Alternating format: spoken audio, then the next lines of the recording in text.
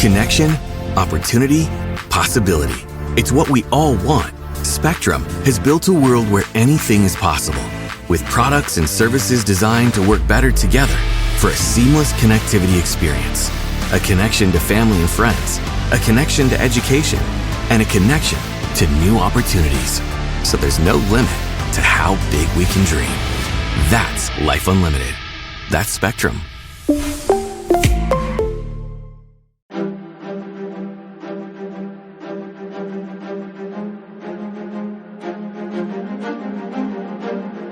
Hello, and thank you for listening to The History of World War II podcast, episode 507, Wolf Killers.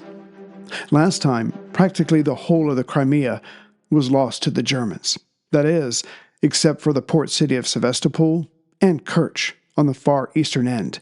As for Sevastopol, the Stavka wanted Admiral Oktyabrskyi to command its defense when he returned from his temporary retreat.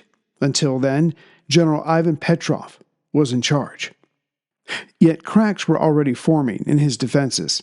Admirals Levchenko and Oktyabrskyi did not believe Sevastopol could be held, so quietly started making plans to evacuate the naval base. To be sure, the Stavka had decided to move most of the Black Sea Fleet from Sevastopol to other places, but evacuating the city? No. A divergence in the defense had already begun.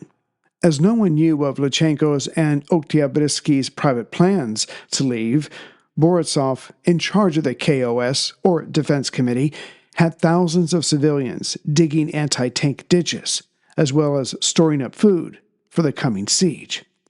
What should have given Levchenko and Oktyabrskyi hope, though it did not, was that the Soviets would dominate the skies over the city. Much of Fliegerkorps 4 had left to support Kleist's attempt to reach and take Rostov, and while some Soviet naval fighters were moved to the Caucasus, the 62nd Fighter Brigade remained. As the Germans approached, a certain theme would continue, which started on June 22nd. Soviet positions ever closer to the target city would be overrun, but the invaders would lose men along the way. And considering the size of Soviet Russia, not to mention the number of cities that needed to be taken, this drip, drip, drip loss of life one day would eventually break the very back of the invaders. As mentioned last time, the northern defensive line of Sevastopol was some 2 miles away along the Kacha River, and it was also the first to go. During the evening of November 2nd, elements of the 132nd Infantry Division, along with IR, or Assault Group 438, attacked the coastal battery there. The German air arm here might have been reduced, but the Stuka dive attacks quickly knocked out 3 of the 4 102mm guns. This allowed the German infantry to finish the job. Having said that, the lone gun did take 21 German lives. As the fight here ended, the lieutenant in charge ran to the hills and he joined the partisans. Meanwhile, 28 of his men jumped into the Black Sea to be saved by a patrol boat. Still, the way was clear, and the 132nd Infantry Division soon crossed the Kacha River. The 50th Infantry Division was right behind them. Not that these troops were about to have an easy time of it. Just as they crossed over, another Soviet battery, number 10, which had 4 203mm naval, and battery number 30 with 2 305mm guns, opened up. As some of these shells were just over 1,000 pounds, the Germans were unnerved, to say the least. While this shelling went on through November 4th, the Germans then had someone shooting at them from behind. It was the men from the 7th Naval Infantry Brigade, which had been bypassed by these attackers. Now, they were paying the price. While this fighting was going on, the 132nd Infantry Division was attempting to clear the Belbek River Valley, about 7 miles northeast of the outskirts of Sevastopol. But several naval infantry battalions were making them pay for their advances in blood. After 2 days of fighting, the 132nd suffered 427 casualties, which is like losing a battalion. To be sure, the Soviets were losing more men than the Germans, but that did not help General Erich Hansen, commander of the 54th Army Corps. Now, hindsight allows us to say that Hansen was choosing speed over his men's lives, as they also had, again, the 50th Infantry Division in the area, but they were told to head more to the south to clear the way to hit Sevastopol from due east.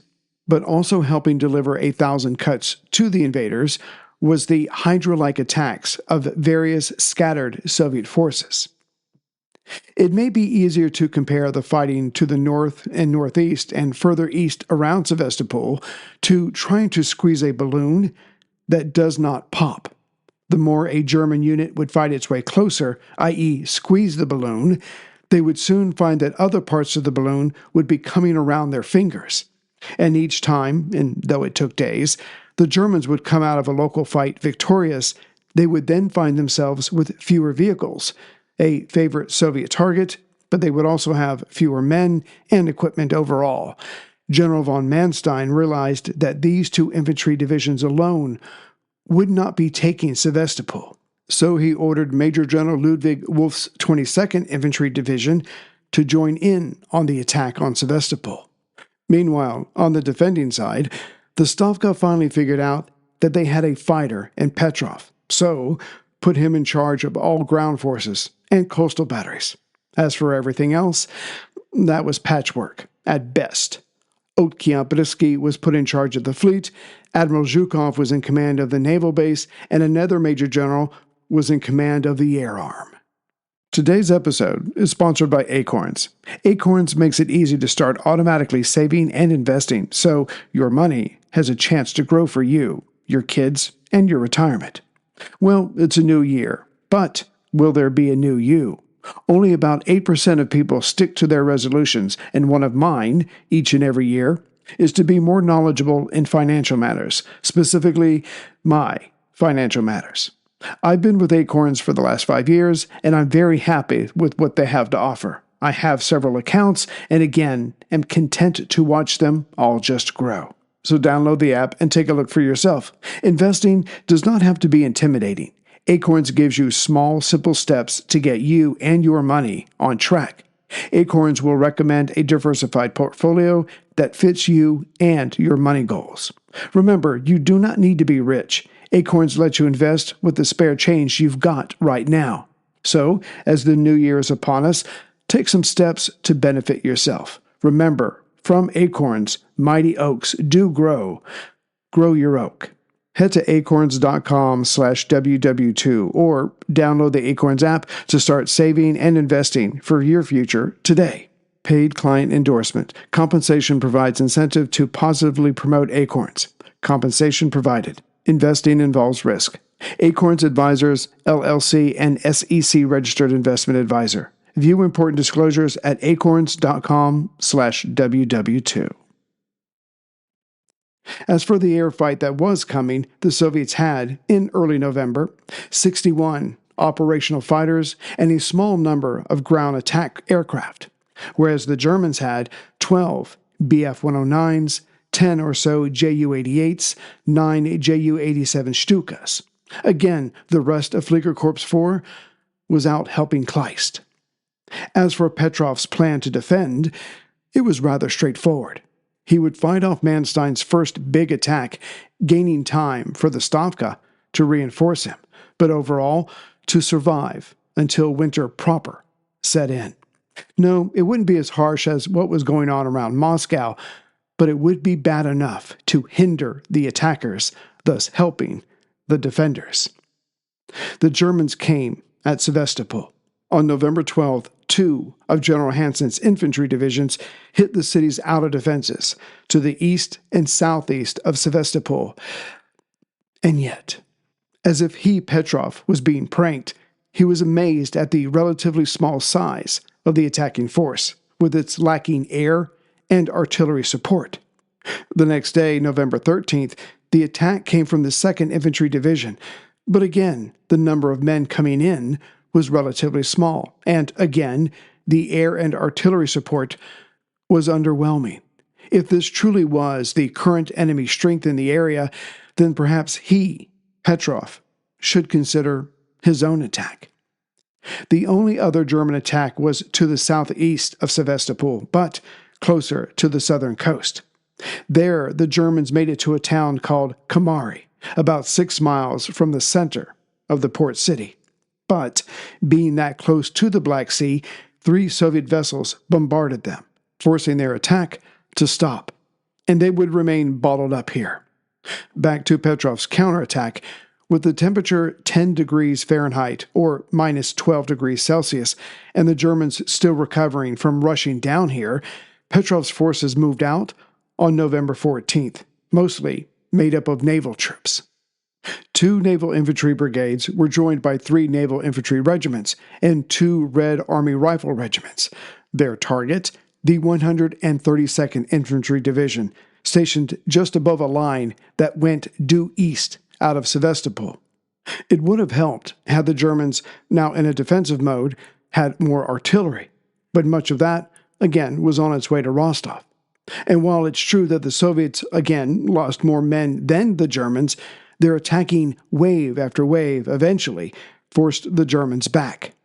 Not that a lot of territory changed hands, but this attack alone forced the Germans to remain on the defensive for the rest of November.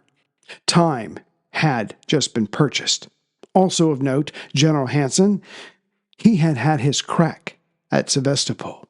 The best the Germans could do for now was entreat for an avenging air attack. This was granted, and the result? The sinking of the light cruiser Chernova Ukraina, though the term sinking may be going too far, as the damaged ship simply settled in the harbor. But as for the other ships coming and going, the planes lent to Manstein were too few to impede them. On November 17th, a freighter carrying ammunition for the ground forces arrived safely. To sum up November, the Germans had tried, but failed to fight their way to Sevastopol. Petrov had received 9,000 replacements so far, Manstein, none, and the latter had suffered 3,000 casualties during General Hansen's attacks. The attack on Sevastopol had ground to a halt, as had many of the fronts of Barbarossa. One reason, of course, was the weather, but the other was just the sheer exhaustion of the troops, having been on the move since June. But Manstein wanted this over, so made plans to renew his attack in mid-December. To his mind, the end of 1941 would see the end of Sevastopol. Yet, as Manstein planned, Petrov improved his defenses and received reinforcements. As the days went by, civilians were evacuated from Sevastopol, and one man in a military uniform was all but ignored. The Stavka had gathered enough information to know that Admiral Lichenkov, for all of his heroism during 1917, had done practically nothing during the November fighting. He was sidelined and eventually would be arrested. This left Admiral Oktyabrskij to focus on supplies and bringing in reinforcements, while Petrov was to focus on the ground forces. As for Manstein and his 11th Army, everything that could go wrong did go wrong. The rail line to Crimea was destroyed by the Soviets. Heavy November rains made the roads a form of torture just to use. The German troops were still in their summer uniforms, and the amount and quality of their food was substandard. And lastly, the still fresh Romanian Infantry Division was relegated to chasing wayward enemy units still running loose along with the partisans. Manstein would not use them here, as he did not respect their fighting ability. But then the wider world stuck its nose into Manstein's business. In early December, Stalin's massive but ill-planned and ill-supplied counterattack got underway.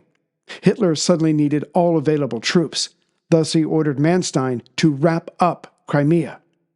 There's a good chance that the 11th Army commander was going to wait until spring, thus increasing his chances of success and perhaps losing fewer men. But the order from Berlin had been given, and this would not be the last time that the outside world forced Manstein's hand. At least for the Germans, The men and guns at Ishun could now be transferred down south to fight against Sevastopol. Zukertort and his guns were now in the line and began harassing the enemy as much as possible. Problem was, their biggest gun, a 35.5 centimeter M1 howitzer, or a super heavy howitzer of 75 tons, had a relatively short range. There were only 8 of them built between 1939 and 1944, and Manstein had one, but it could only do so much as the enemy was currently keeping the guns at least 4 miles away from the city. The other bright spot for Manstein was that since practically all other offensives in the east were shut down, Fliegerkorps 4 would better support his endeavor. But wanting the best chance of a quick victory, the 11th Army commander also pulled men from General Sponek's 42nd Army Corps, currently sieging Kirch on the far eastern end of the peninsula, which left Spotnik with the 46th Infantry Division and 2 Romanian brigades. This, of course, was based on the assumption that the Soviet 51st Army, holed up at Kerch, would be unable or unwilling to launch its own attack. Lastly, Manstein relented and incorporated the Romanian 1st Mountain Brigade into his Sevastopol attack. Numbers mattered. Welcome to Nada Yada Island. Next on Metro's Nada Yada Island podcast. I almost fainted when the 4 new bombshells arrived. 4 free Samsung Galaxy A16 5G phones at Metro. No way. And finding out the 4th line is free. Oh, things got heated. That's wild. Join Metro and get 4 free Samsung 5G phones. Only at Metro. Plus tax. Bring 4 numbers and an ID and sign up for any Metro Flex plan. Not available currently at T-Mobile or been with Metro in the past 180 days. By mid-December, Manstein had 1,600 tons of ammunition for his guns, all kinds. It was time to attack. His plan was to avoid the southern-eastern approach to Sevastopol, as not only did the enemy warships there punish his men for trying to approach from there, but the hills around it now had Soviet guns atop them. Hence, the Soviets could and would rain hellfire down on anyone in that direction. As for a direct attack, i.e. from the east of the city, Manstein did not have sufficient information to determine if the enemy was well disposed there. But to the north and northeast of the target city, he felt there were gaps that could be exploited. Yes, there would be diversionary attacks, but the main assault would come from the north and northeast in the Belbek River Valley. If this worked, there was still the Severana Bay that went past, i.e. east of Sevastopol, but one thing at a time. At least, if Manstein's point of attack worked, he would be behind the other parts of the enemy's main defensive line. On December 17th at 6:10 a.m., the German and Romanian troops began their advance. Zukertort's artillery started up its barrage, followed by Fliegerkorps 4, bombing and strafing. Their goal was to remove as many of the enemy's artillery as possible. If the Germans were lacking large guns, it only seemed fair for the Soviets to be in the same boat. As General Hansen's men were currently fewer from all this fighting, Manstein would have them approach this attack a bit differently. First, several pioneer buddy teams would rush forward to throw smoke grenades. When vision was reduced at the designated point of entrance, another pioneer team would rush forward, carrying Bangalore torpedoes, and have a go at the barbed wire. Once a legitimate hole was created, grenadiers would then have their turn, running in to throw stick hand grenades to either side of this gap. Only then would a proper assault team go in with more grenades and flamethrowers. Here, the Germans got lucky, as Petrov did not think there would be an enemy attack until spring, so this line was lightly held. These aggressive attacks worked, the outposts were neutralized. As Manstein wanted this over quick smart, he sent in 3 infantry divisions, with another division and the Romanian 1st Mountain Brigade attacking from the east, but again, this was a feint. The plan was working. Then Wolff's 22nd Infantry Division came at the town of WWII, about 7 miles northeast of Sevastopol.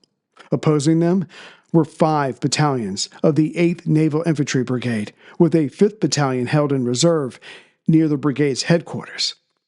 As Manstein had been able to study this area, thanks to air reconnaissance, he had the 22nd hit this part of the line on its right flank. This had the effect of pulling this defensive line a bit to the right or south, making something of a hole, and then a second force managed to fight its way through this weakened spot. Their goal, the brigade's headquarters. Having no choice, the Soviet commander here threw in his reserve battalion. This slowed, but did not stop, the 4 assault battalions, who advanced 1 1/4 miles that day.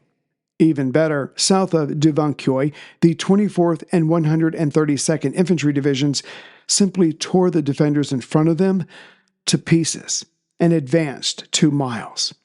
And just south of this, there was more success.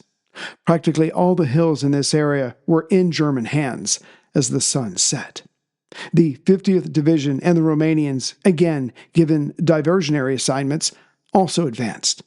It was a great day for the Axis and a good start for Manstein. Having said that, General Hansen had almost 1,700 casualties, of which 356 of them were dead. A regular theme since June 22nd was the Soviet troops lacking decent communication with their commander, here Petrov. Also, most units below a division did not have tactical radios. Thus, not until the day was almost over did Petrov learn of the tear in his northeastern line, of his heavy losses, and of the loss of those heights. But now that he did know, he had no choice. The majority of his reserves were sent to the northeast. Soon on their way was the Soviet 388th Rifle Division, the relatively weak 40th Cavalry Division, and the 7th Naval Infantry Brigade. But they were to do more than just refill the lines. No, Petrov wanted his lost territory back. All Petrov had now for a reserve force, should this fail, was the 161st Rifle Regiment from the 95th Rifle Division. Even before the sun rose on December 18th, Petrov's reserves were rushing to get to the front to fill the gaps created the day before. But before they got close enough to threaten the Germans, Zuckertort's gun teams fired off just over 10,000 rounds at the oncoming Soviets. Then Wolff's 22nd Infantry Division moved out to meet them. On the Soviet reinforcements' right flank is Mount Aziz Oba, currently held by IR or Assault Group 65. From their height, they spotted enemy units from the 8th Naval Infantry Battalion and the 40th Cavalry Division coming right at them to retake the height. IR-65 was tired from taking the height themselves, and they may have panicked a bit, but their machine gun 34 teams fired from where they were down onto the approaching Soviets. Then 2 battalions ran down the hill to attack. However, it happened probably because the Russians still had their collective heads down from the machine gun fire. The Germans caught them unawares. These reinforcements were decimated. They would not be filling any gaps. Just north of this, the Soviet 773rd Rifle Regiment had also been sent to restore the line, but IR-16 tore into these new recruits who had been in uniform for less than a month. The survivors ran back towards Sevastopol for 2.5 miles. Elsewhere, the Germans had additional success, but it was more modest. The only Soviet victory that day, relatively speaking, was to the southeast of Sevastopol. There, the veteran 7th Naval Infantry Brigade was able to push the German Infantry Division and Romanian units back a bit. After such a disastrous day, Petrov's options were cut down to one. He would have to stay on the defensive, no matter the orders from the Stavka. December 19th was another good day for the Axis, with the Soviet line all around being pushed back. This while German planes and artillery teams pounded the Soviets' artillery. Rear Admiral Gavril Zhukov took this opportunity to blacken Petrov's name with the Stavka. He was Petrov's deputy, and as the commander at Odessa, he felt he could do a better job. But in reaction, the Stavka promised Petrov another rifle division, and that the rebuilt 51st Army would be landing on the Kerch Peninsula before the month was out. This, they believed, would force Manstein to halt his attack on Sevastopol. Petrov must have shared this good news with his men, because on December 20th, his lines mostly held that day. Still, he lost men, and soon, grabbing men from around Sevastopol, he formed up new units to send them out to whatever parts of the line needed it the most. December 21st was a better day for the Axis, but again, the gains were modest. Again, the defenders had done well, probably based on more good news, and that news was, before the sun rose on December 21st, a Navy flotilla arrived with Colonel Potapov's 3,500 men, 79th Naval Infantry Brigade. They were put ashore north of the bay, formed up, and marched directly to the front. To the northeast of Sevastopol, the Germans had pushed in the most, so Petrov would use these fresh troops to counterattack there. Also offloaded were 3 loads of ammunition. Other good news, the 4 destroyers and 2 cruisers that delivered this would stay in the area to hit the enemy with their guns wherever they could. Even though Manstein knew of the enemy's reinforcements, he had Wolff's 22nd Infantry Division hit the weakened defenders on their right flank of their most northern units on December 22nd. The Soviets here were shattered, and it looked like Wolff's men might just get in behind the defenders' next defensive line, to their left. The only thing that prevented this was that one of the colonel's battalions had been forced march to where this attack took place. Lucky? Yes, but also the Germans were tired and held up. Manstein almost had it. True, the Soviet reinforcements messed up a good plan, but just south of this fight, the Soviet 388th Rifle Division was torn to pieces. If the German soldiers had anything left of strength, they may yet end up much closer to Sevastopol by tomorrow's end. But they did not. Their commander, Hansen, halted the offensive to let his men rest. And as the Germans stood down, the Soviet 345th Rifle Division arrived from Poti. Now Petrov had an additional 11,000 men, 34 artillery pieces, 25 radios worth their weight in gold, and another 135 trucks. Along with these troops were 30 T-26 light tanks. Petrov held the tanks back just in case, but he sent the 345th to the northeast, his apparent Achilles heel. He tried not to show it, but Manstein was getting nervous. He needed this over before his men truly broke down, and the increasing cold was not helping. Thus he ordered Hansen to give it everything he had on Christmas Day.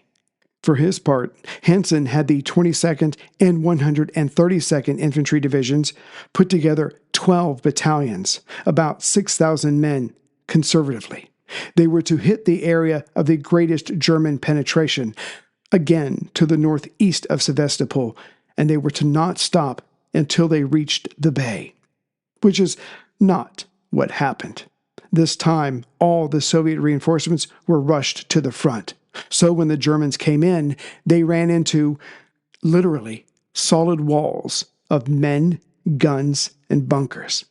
The recently arrived 345th Rifle Division, unlike other recent reinforcements, had been properly trained, if not experienced.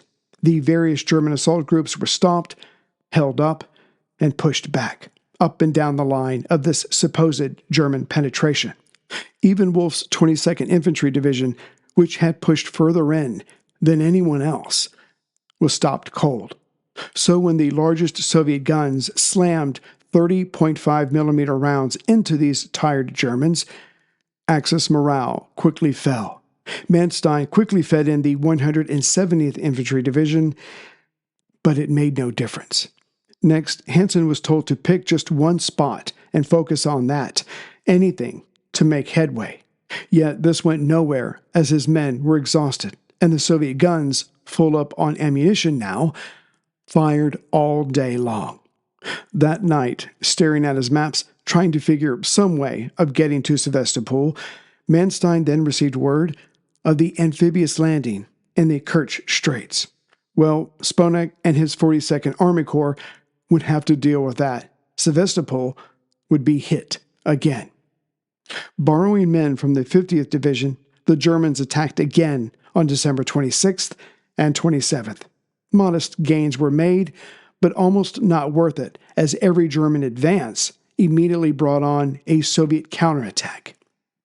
On December 28th, Manstein tried another focused attack. This time, a mile was gained in a narrow section, but that was it.